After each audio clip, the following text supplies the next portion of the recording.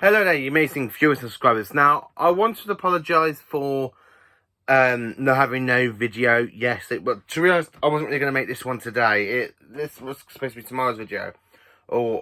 As you all know from last week with the coughing and stuff, I wasn't really very well. I found out yesterday when I had a emergency doctor's appointment, it was a chest infection I got, not an actual cold or... Thank God, not COVID, because I had to do a COVID test as well. Not really nice having a COVID test. So, there was no video yesterday because I really wasn't well. I felt drowsy and everything else. So, I made a emergency doctor's appointment to find out what was basically wrong with me. And it turned out I have a chest infection. So, hence why I'm absolutely looking a lot better. I'm not coughing as much as I was back over the last week, so that's mainly that little bit I just want to say. So I am back. This video wasn't supposed to be made until I was feeling 100%, but I'm feeling literally 88% better than I actually was yesterday. So this is what this video is going to be about. So I just wanted to say a bit why there was no video yesterday and what actually happened and stuff. So now, one of these I got yesterday and one of these I got today. So I just wanted to say, after watching the coloured version of this story yesterday, and then when the Blu-ray came, I rewatched the black and white, the two versions of black and white, with one with the original episode and then with the rest, like 6 of the episodes animated, and then that lot. So if you're wondering what I'm talking about, it is Doctor Who Evil of the Daleks. So as you see, I've got the DVD and of course the Blu-ray. Now, I didn't really get... Now, to be honest, there was a bit of a mess up with my bank card on Saturday when I tried to take money out for my Steelbook. Unfortunately, I had to cancel that because I didn't have enough money in my bank. And so yesterday I got paid and I got these. Now, I ordered this one at the same time this one, so I was a bit surprised that this came through the post straight away. It literally just arrived after I ordered it, like, at 9 o'clock in the morning, and then round about 3 o'clock, it was posted through the letterbox of Amazon. So I was a bit shocked the DVD arrived quick, and the Blu-ray arrived, just as I say, just today. So, I just wanted to say, this is going to be a whole review of what I think of this new animation. I mean, DVD and Blu-ray, you know what it's going to be. I mean, there will be a DVD collection update on Thursday, because Thursday is the last day of the month, and I'm going to be showing you my whole Doctor Who Blu-ray and DVD collection. So, unfortunately, I didn't manage to get my hands on the Evil of the Daleks Steelbook, but I don't really mind, actually, because looking at the special features on other people's videos, it's just exactly the same stuff and in a different steelbook. So I still gone and supported this release by getting the DVD and still getting the Blu-ray. So Evil of the Daleks, I'm going to pop this here, so I'll pop them there. So I'm going to get into the actual review and my thoughts of this Blu-ray, this brand new missing story that has been animated for us Doctor Who fans to enjoy, and it means we are one close Dalek story, and then all the Dalek stories are completed from the 1960s. So hopefully that is soon. Sorry about that one. So jumping into the point of the story, after watching this on the DVD yesterday and then rewatching the black and white today on the Blu-ray, I have to say I'm absolutely over the moon with this animation. I have to say it is a lot better than the animation story we got of last year's release of Fury from the Deep. The animation is a big step up in this than from Fury from the Deep. Even though Fury from the Deep, not many people like the animation in that one. I don't mind it per se, but watching the animations, I do think Fury from the Deep is the kind of the weakest link of the animations. But this animation, I have to say, is 10 to 100% better. It's really great, actually. I'm really glad that I'm going to say this a bit more when I get deeper into this. But I have to say, it's a lot better than View from the Deep's animation. And seeing the animation step up in this one, I'm really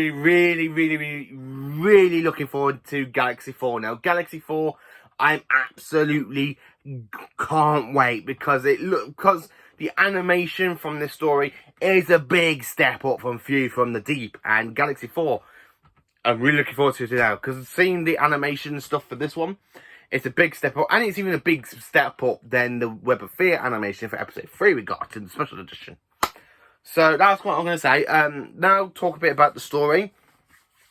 Now this is the very first time I actually have managed to sit down and enjoy this story. I haven't got it on the CD or the Target Number book. I only had episode 2 of the Evil of the Daleks in the Lost in Time DVD box set. So, and that's the only thing I knew about that story. I don't know nothing about it until I sat down and watched the story. And I have to say, I absolutely love it because the way the animations have done it absolutely brilliant. I think that absolutely followed the main episode because the beginning of episode 1, you kind of got the Doctor and Jamie still at Gatwick Airport, which is where the previous story was set in the Faceless Ones, which was Ben and Polly's last story when they depart. So it literally takes place after they just left Ben and Polly.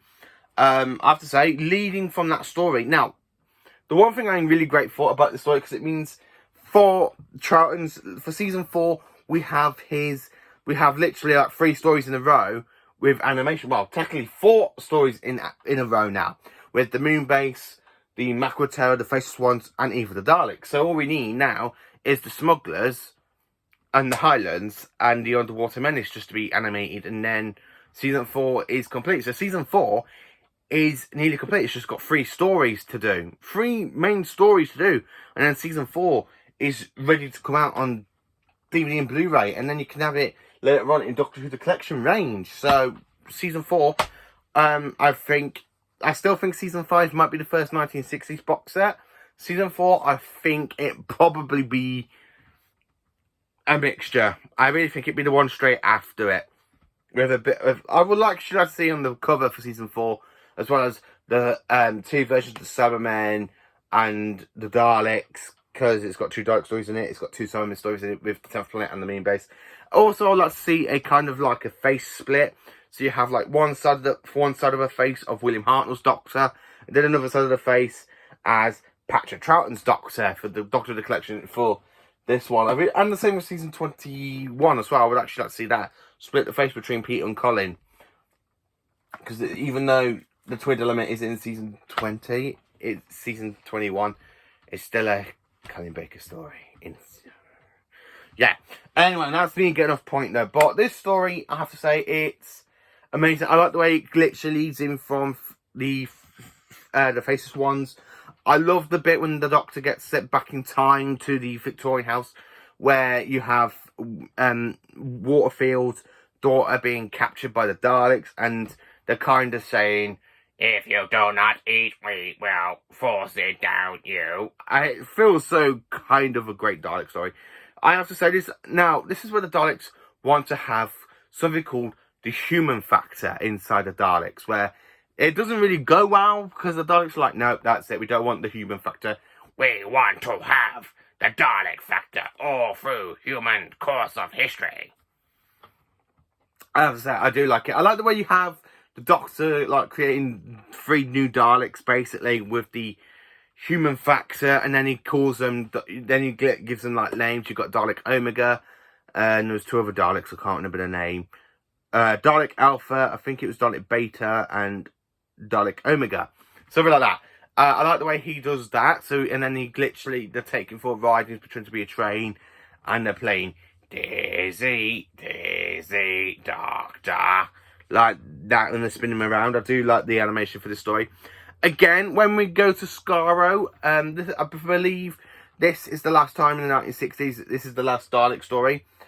It is absolutely the last Dalek story, and since this story, we actually visited the Daleks' home planet, Skaro, quite a few times. I mean, we visited in the Daleks, and then in Evil the Daleks, and then, of course, we visit it in Genesis of the Daleks. We see it in Remembrance of the Daleks, and then in New Who, We kind of see it return in Series 7 in the Asylum of the Daleks with the big Dalek statue and of course with Peter Capaldi's Doctor.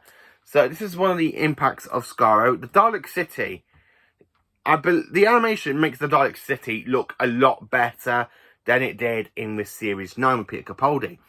Again, it looks a bit different to the city we see with William Hartnell's Doctor in the Daleks. It looks like the Daleks have had a big upgrade. Now, the one thing I have to say is the Dalek Emperor. The Dalek Emperor looks absolutely stunning, and the animation in this is 10 times better, and it proves it. Anything with the Daleks, the animation is going to be good. I mean, part of the Daleks, we've got 2 versions of it on DVD and Blu-ray. That's absolutely great. And then this story, Troughton's second and last Dalek story, it is a really, really great Dalek story. I like the Dalek Emperor. I like where you got the Black Dome Daleks, the whole army of the Black Dome Daleks. I think this is the first time we see the Black Dome Daleks, and we don't really see them return until Series 9 back in 2015 with Peter Capaldi. So this is the first time we do see the kind of Daleks with the Black Dome. So I have to say, I absolutely do like that. I like the design of them. The animation. Now, I love the way they did this animation because when you watch it in black and white, it matches up to all of the other black and white stories. It does blend in really, really well. And then when you watch it in colour, it's great to see a 60s Doctor Who story in colour. It really is. And I have to say, I don't really get why they did it for episode 3 of The Web of Fear, because it just feels so out of place in the special edition, where this one, the whole 7 episodes are in colour, and it's just magnificent. I absolutely love the animation. It's absolutely cracking. It's a great Dalek story. The Dalek Emperor is superb in it. Victoria's introduction, as played by Debbie Whiling, I think it is. That's her name. She gives a great performance as Victoria. Now, we have her first story and the last story in animation-wise. And I have to say, her first story for the animation, 100% better and good. The View from the Deep, I have to say, I do like it. I am glad we've got it out there. It means fans can actually sit down and watch another Troughton story from Season 5. But the animation is a 40% not good. I do have to say, it's not as good as the other animations. Again, with this animation, I'm absolutely grateful for it. It is a great animation story. I love it. Sitting down watching it yesterday in bed when I weren't feeling well, I have to say, I absolutely love sitting in bed watching this story. And watching it again today is absolutely great. So, absolutely great. I mean, I absolutely love it. And I really think the BBC have done really, really well for it. And I have to say, I am really looking forward to Galaxy 4. That's out on the 15th of November. Galaxy 4, I'm really looking forward to now, because seeing the animation for this story, I personally do think the animations at this point now is starting to go back they were when they first came out in 2006. I mean, since 2006, we had some stories animated. I mean, the first story we had for animation and thrown in with the surviving episodes was The Invasion. I have to say, out of all the episodes we've had animated, like, just to try and complete a story off or other things as well. Like, so far, we've had The Invasion animated for episodes 1 and 4. We have had the Ice Warriors, or episodes 3 and 4, I think, or 4 and 5, something like that. Also, we have The Web of Fear now that's been animated. Also, for Hartnell, we literally have the 10th Planet episode 4 and the Reign of Terror 4 and 5. So this is now, we are literally climbing up the hill to get some of the 60s Doctor Who stories to be animated. I really think the sales for this will go absolutely spot on, because 1, the animation is 100% great.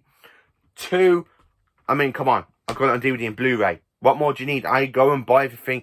Every time I get a new animation story announced, I always go and buy the DVD and the Blu-ray. I absolutely do. I mean, I've even pre-ordered the DVD of Galaxy 4 as well as the Blu-ray Steelbook. Just got to make sure I've got money in for that one. Fingers crossed. Which will be a bit tricky because it is in the same month as Comic-Con, where we'll be meeting Peter Davison, Colin Baker, and Sylvester McCoy and Paul McGann in real life. So I am taking a few things for them to sign. They will be... I will be showing them off in the video what I got signed by them, because I really am looking forward to meeting them. But I think Galaxy 4, I'm absolutely looking forward to for animation-wise. Now, if I was to say what stories I would like to see animated next, that is for another video.